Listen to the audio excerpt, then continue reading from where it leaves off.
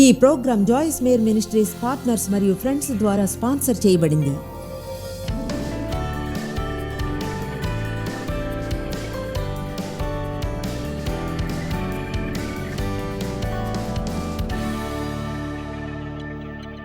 ప్రార్థన అనేది మనకున్న గొప్ప ఆధిక్యత అని మీకు తెలుసా?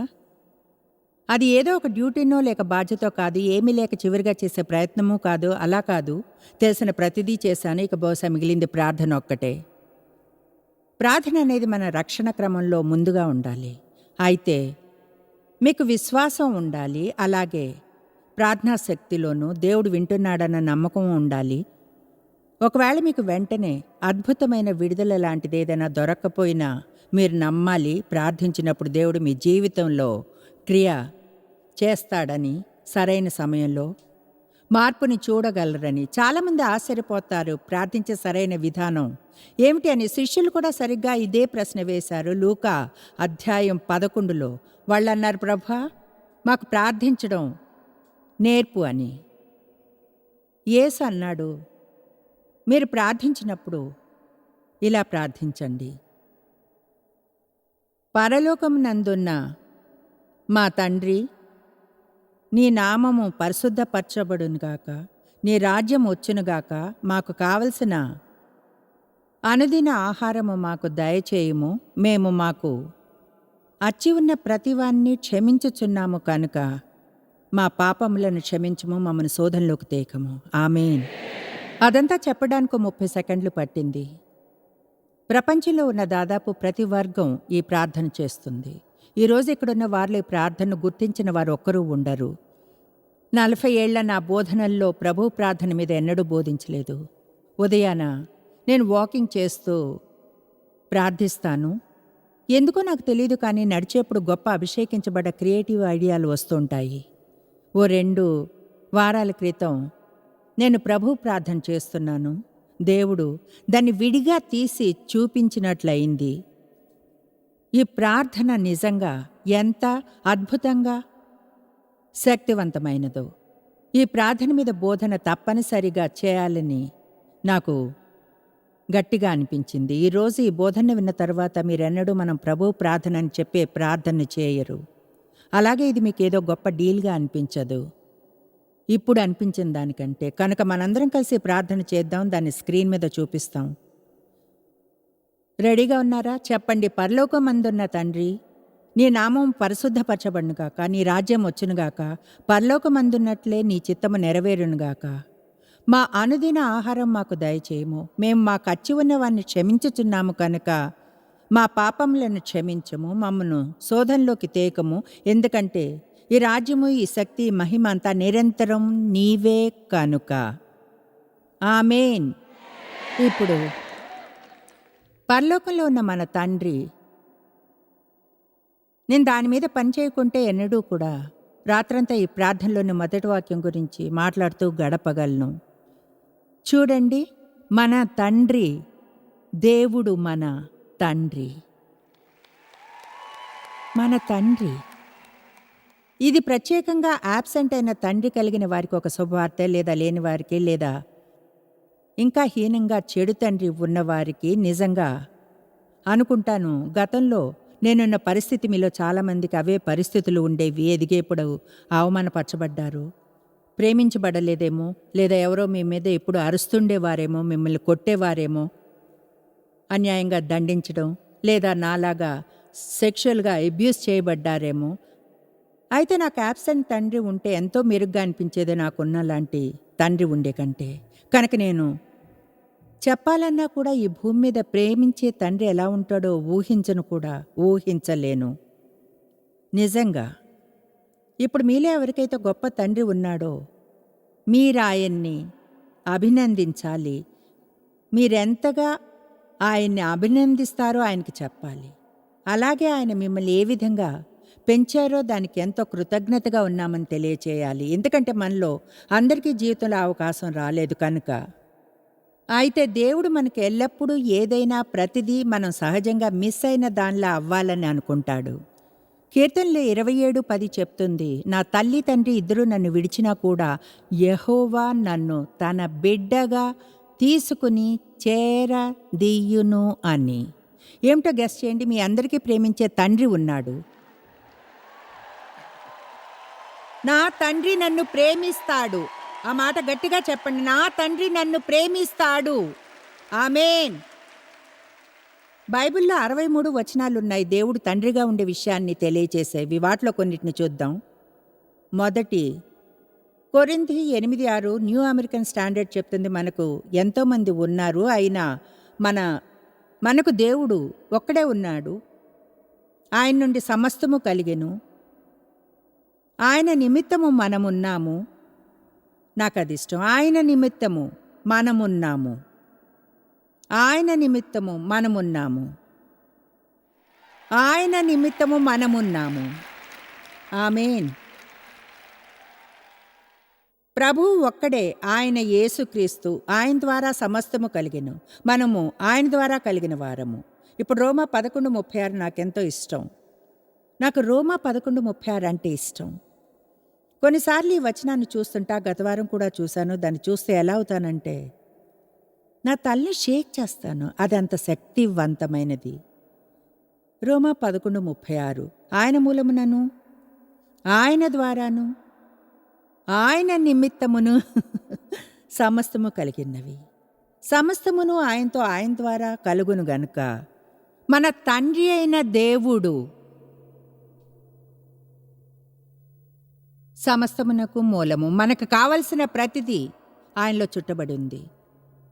సమస్తము ఆయన ద్వారా జీవిస్తాయి. జీవించి ఉన్న ప్రతిదీ సజీవంగా ఉంది, ఎందుకంటే దేవుడు దానికి జీవాన్ని ఇచ్చాడు. సమస్తమునకు కేంద్ర బిందువు ఆయనే. ఆయనలోనే ఉండి ఆయనలోనే అంతమవుతాయి.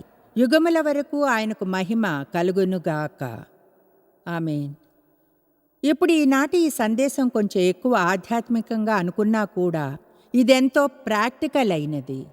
ఎందుకంటే దేవుడెవరో మీరు నిజంగా తెలుసుకున్నప్పుడు ఆయన మీకోసమేనని, మీకు వ్యతిరేకి కాడని, మిమ్మల్ని ప్రేమిస్తున్నాడని, మీకు అవసరమైన ప్రతిదాని ఆధారం ఆయనే అని, బాయ్ జీవితం మంచిగా ఆసక్తికరంగా ఎందుకుండదు?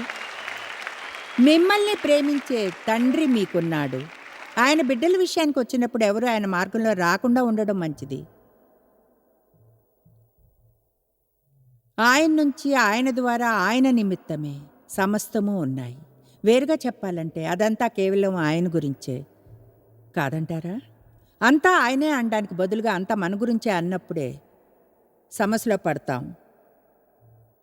ఆమేన్. యెషయా 64:8 న్యూ అమెరికన్ స్టాండర్డ్.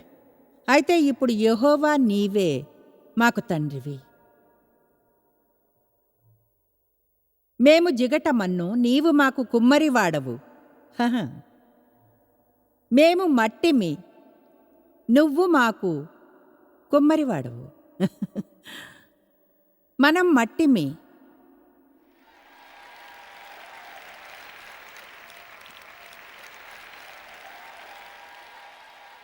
కనుక దేవా, నువ్వు మమ్మల్ని తీసుకుని మాతో నీ ఇష్టం వచ్చింది చేయి. నిజంగా అది ఏదైనా మాకు అనవసరం. నీపై అధికారం చేయడానికి లేము. మేమందరము నీ చేతి పని అయి ఉన్నాము. ఒకటి చెప్పనా, మీలో ఎవరైనా మీ గురించి చెడుగా ఫీల్ అయితే మిమ్మల్ని అన్జిప్ చేసి మీ లోపలంతా ఇలా చెప్పే కీర్తనలో 139 నింపివేయాలని ఉంది. మన తల్లి గర్భమందు మనల్ని నిర్మించిన వాడు ఆయనే. ఆయన మనల్ని కలుగ చేసిన విధము చూస్తే భయము, ఆశ్చర్యము మనకు కలుగును. దేవుడు స్వయంగా నిర్మించిన ప్రతిదాన్ని చూసి ఇలా అన్నాడు, ఇది బాగుంది, చాలా బాగుంది. ఎవరు మిమ్మల్ని మీరు బాగోలేదని ఎన్నడూ చెప్పనీయకండి. ఎవరు ఎన్నడూ మీరు అనుకోకుండా కలిగారని చెప్పనివ్వకండి. మీరు వారికి అక్కర్లేదని. మీ పేరెంట్స్ కూడా మిమ్మల్ని కనాలని ప్లాన్ చేయకుండా దేవుడు చేశాడు. మీకోసం ఆయన వద్ద ఒక సంకల్పం ఉంది, ఒక ప్రణాళిక ఉంది. ఆయనే మీ తండ్రి. వారందరికంటే కూడా అత్యంత పెద్దవారైన ఎవరో మీ వైపున ఉన్నారు. చూడండి, మా అబ్బాయి డానియల్ గుర్తుకొస్తున్నాడు. బయట ఆడుకుంటూ ఉండేవాడు. తెలుసా, వాళ్ళ నాన్నది పెద్ద పర్సనాలిటీ, 6'4" లేదా ఇంకో సగం. బలంగానూ ఉండేవారు. పక్కింట్లో ఉండే బుల్లి అతను వెనుక పడినప్పుడు డానీ ఇంటివైపుకి ఇలా అరుస్తూ పరిగెత్తేవాడు, డాడీ! అలా చేయడానికి చెప్పాలంటే పెద్ద కారణమే ఉంది. ఎందుకంటే కొన్నిసార్లు డేవ్ నా వైపు తలుపులు బద్దలు కొట్టి బయటికెళ్ళి తన బిడ్డకు ఏ ఒక్కరూ కూడా హాని చేయకుండా చూస్తానన్నట్లు చూసేవారు. మీకో విషయం చెప్తాను, మీ తండ్రికి మీ పట్ల అదే వైఖరి ఉంటుంది. డానీ విషయం నాకు గుర్తుంది. అతనెంతో సంతోషంగా ఉండేవాడు, శాంగ్విన్. టీచర్స్ అనేవాళ్ళు అతను సోషల్ స్కిల్స్లో బాగా డెవలప్ అయ్యాడని. అంటే దాని అర్థం అతను చాలా ఎక్కువ మాట్లాడేవాడు, ప్రతిదీ ఒక పార్టీయే అన్నట్లు అనుకునేవాడు. కనుక మేము అతని జీవితంలో బాధ్యతగా ఉండేలా ట్రైన్ చేస్తున్నాం. చిన్న పేపర్ మీద అతను చేయాల్సిన పనులు వ్రాసాం, దాన్ని తలుపుకి అంటించాం. అతను ఆ పనులు చేసినప్పుడు చెక్ మార్క్స్ ఇచ్చేవాళ్ళం, తర్వాత స్టార్స్ ఇచ్చేవాళ్ళం. చాలా స్టార్స్ వచ్చాక ప్రజెంట్. అయితే చూడండి, డానీ సహాయం కోసం ఆర్చినప్పుడు ఒక్కసారి కూడా డేవ్ నాతో ఇలా అనలేదు, జాయ్స్ మన అబ్బాయి అరుపు వినిపిస్తుంది, నువ్వు క్రిందికెళ్ళి చాట్ని చూస్తావా అని.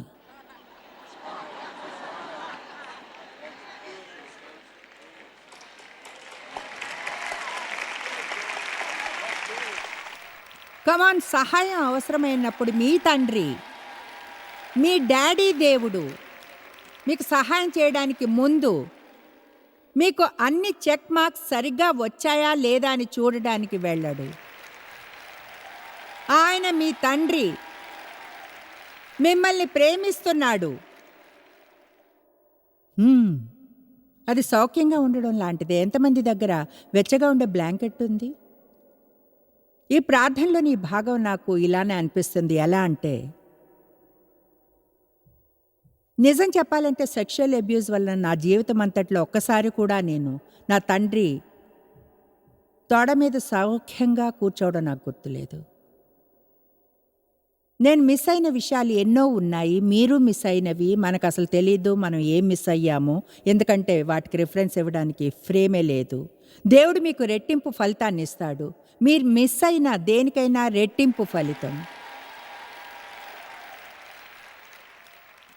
దేవుడు మనల్ని ఆయనతో సన్నిహిత సంబంధానికి ఆహ్వానించాడు.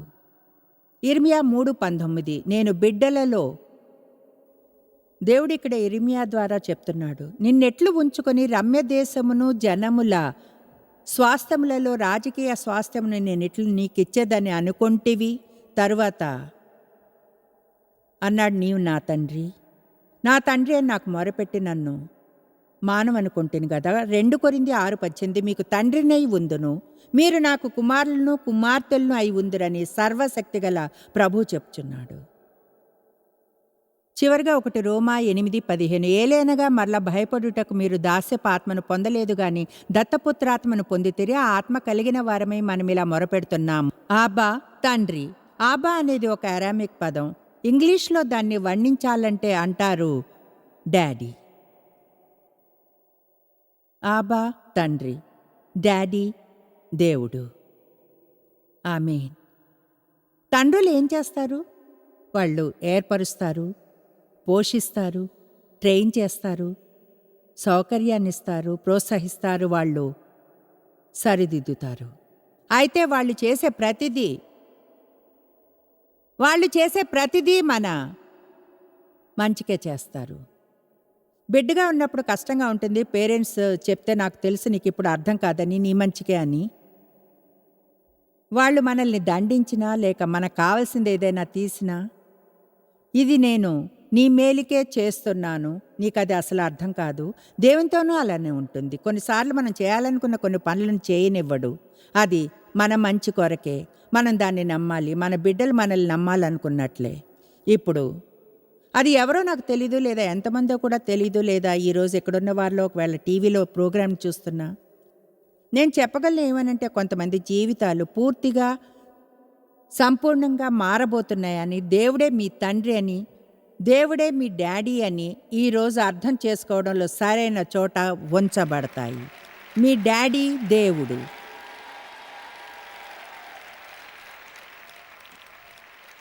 మా తండ్రి నాకదిష్టం. పరలోకమందున్న తండ్రి, దేవుడు పరములో ఆయన సింహాసనం మీద ఉన్నాడు. ఆయన రెండు చోట్ల ఉంటాడు. పరములో ఆయన సింహాసనం మీద ఉంటాడు. అయితే అలాగే మన మనసు అనే సింహాసనం మీద ఉంటాడు. లోపలికంటే ఇంకెంత దగ్గరగా మనం వెళ్ళగలం? నాకైతే ఈ రిలీజియన్ అనేది దేవుని దగ్గర చేరడానికి ప్రయత్నమే అనిపిస్తుంది. అయితే క్రైస్తత్వం అనేది క్రీస్తు మన వద్దకు చేరడం గురించే.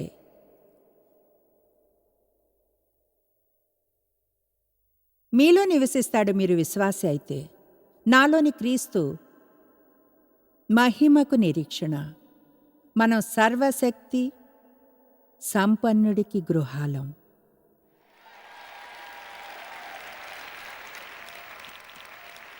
మనం ఆయన గృహాలము.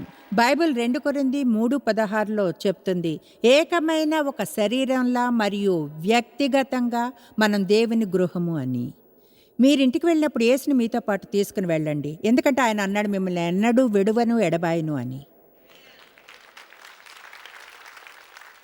పరలోకమునందున్న మా తండ్రి అయితే నన్ను విడిపించడానికి కూడా వచ్చినవాడు. నన్ను ముట్టుకోవడానికి, నా ఒంటరితనాన్ని, విరిగిపోయిన దాన్ని స్వస్థపరచుటకు, రక్షించుటకు, నాకు శక్తినిచ్చి విలువైన జీవితాన్ని ఇవ్వడానికి వచ్చాడు. ఆమేన్. 76లో దేవుడు నన్ను ముట్టినప్పుడు నా జీవితంలో జరిగిన గొప్ప విషయం, చాలా కాలంగా విశ్వాసగా ఉన్నాను. అయితే దేవునితో సన్నిహిత సంబంధం మాత్రం లేదు. నిజంగా లేదు. తెలుసా, గతంలో 70లోనూ 80లోనూ పరిశుద్ధాత్మ కదలిక ఎంతగానో ఉంది. చాలామంది ప్రజలు పరిశుద్ధాత్మతో నింపబడ్డారు, దేవుని శక్తి చేత ముట్టబడ్డారు. దాన్ని ఏ రకంగా అనుకుని చెప్పినా సరే నేను అనుభవాన్ని మహింపరచను. అయితే విషయం చెప్తాను, ఎప్పుడైతే మీరు తెలుసుకునే పాయింట్కి వస్తారో, మీకు తెలుసని దేవుడు ఏదో ఎక్కడో ఒక చోట లేడని మీకు తెలిసినప్పుడు, అయితే మీరు వెళ్ళిన ప్రతి చోట ఆయన మీతో ఉంటాడని, ఆయన ఎన్నడూ మిమ్మల్ని విడవడు ఎడబాయుడు అని, మీరు ఒంటరి కాదు అని. నీ నామము పరిశుద్ధపరచబడునుగాక. ఆనందంలో తేలిపోతానేమో తెలియదు. అంటే దీన్ని అధ్యయనం చేసేప్పుడు విమర్శకులోనే ఎంతగా ఉత్సాహపడ్డాను.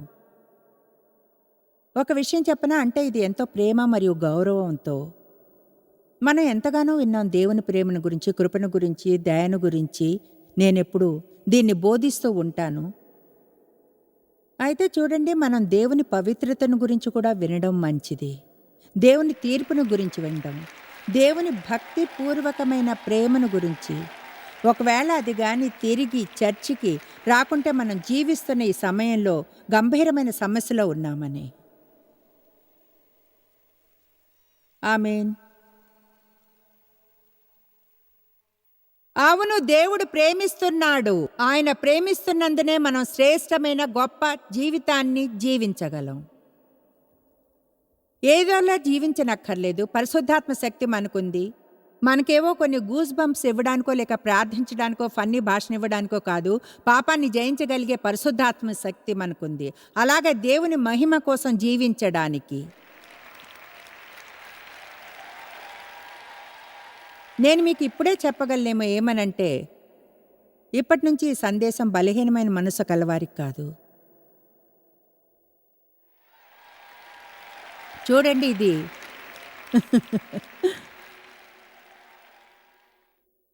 దేవుని పవిత్రతను మనం గుర్తించినప్పుడు, దేవుని పవిత్రతను, పరిశుద్ధాత్మని, ఒకవేళ అది మనం క్రీస్తు ద్వారా దేవుని వద్దకు వెళ్ళగలిగేది కాకుంటే, మనలో ఒక్కరూ కూడా దేవుని పవిత్రతలో జీవించలేము.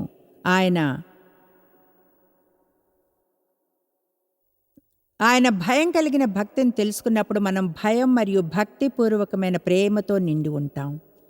ఈనాడు లోకంలో ఇంత పాపం ఎందుకుందంటారు? అలాగే దైవజనుల మధ్యలోనే ఎందుకంత పాపం ఉంది? ఎందుకంటే భయం గల భక్తి మనకు లేనందున.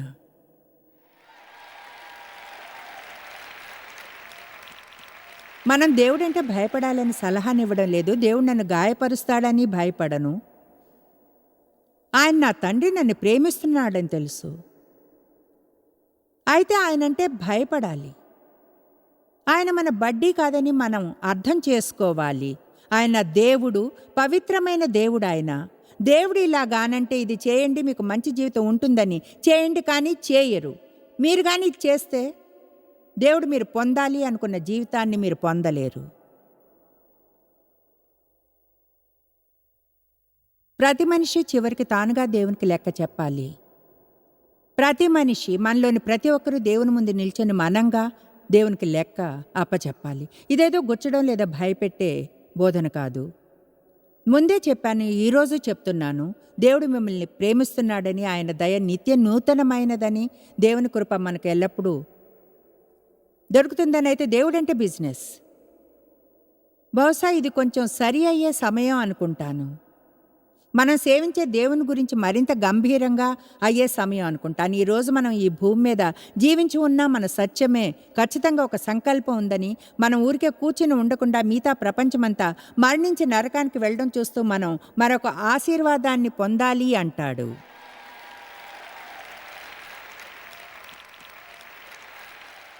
ఆమేన్. రేపటి కొరకు మీకు రహస్యంగా చెప్పబోయే పాయింట్స్లో ఒకటి చెప్తాను. మీ సంతోషాన్ని పెంచుకునే మంచి మార్గం మిమ్మల్ని మీరు వదిలేయడం.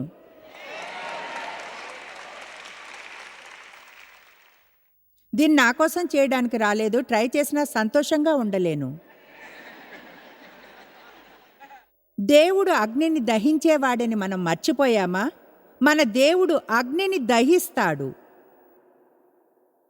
బాప్తిస్మపు అగ్నిని. మనకు బాప్తిస్మపు అగ్ని మీద మరింత బోధన అవసరం ఉంది. యోహాన్ అన్నాడు, నా తరువాత వచ్చేవాడు పరిశుద్ధాత్మతోనూ అగ్నితోనూ బాప్తిస్మం ఇస్తాడు అని. ఓ చర్చిలో మనం క్యూట్గా అవుతాం. ఓ దేవా, మనం పాటలు పాడతాం, లెట్ యువర్ ఫైర్ ఫాల్.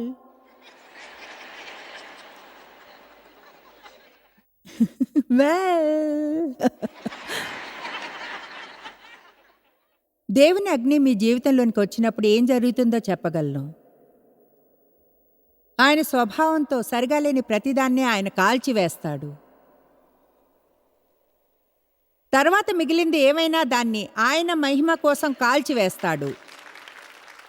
చెప్పింది విన్నారా? మీ జీవితంలోనికి దేవుని అగ్ని వచ్చినప్పుడు ఆయన స్వభావంతో సంగతం లేని ప్రతిదాన్ని ఆయన కాల్చివేస్తాడు. అది మిగిలినది అన్నదాన్ని కాల్చివేస్తుంది. దాన్ని దేవుడు తన మహిమ కోసం యూజ్ చేసుకోవడానికి. ఏమిటో చెప్తాను. మీరు ఫెన్స్కి ఎటున్నారో తెలీదు. లేదా ఆదివారం చర్చి వైపున ఉంటే సోమవారం నాడు ప్రపంచం వైపున. నేను మాత్రం మిమ్మల్ని తరిమే మిషన్ మీద ఉన్నాను.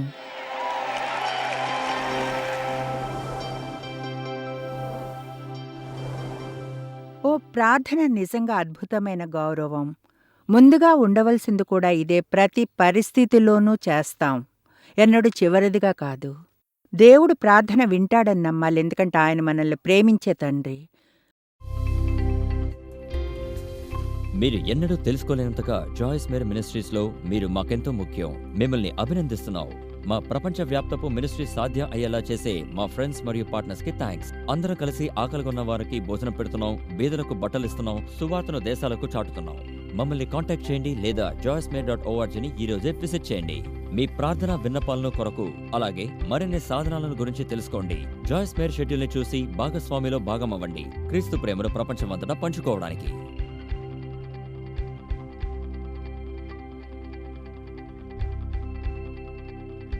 ఈ program Joyce Meyer ministries partners మరియు ఫ్రెండ్స్ ద్వారా స్పాన్సర్ చేయబడింది.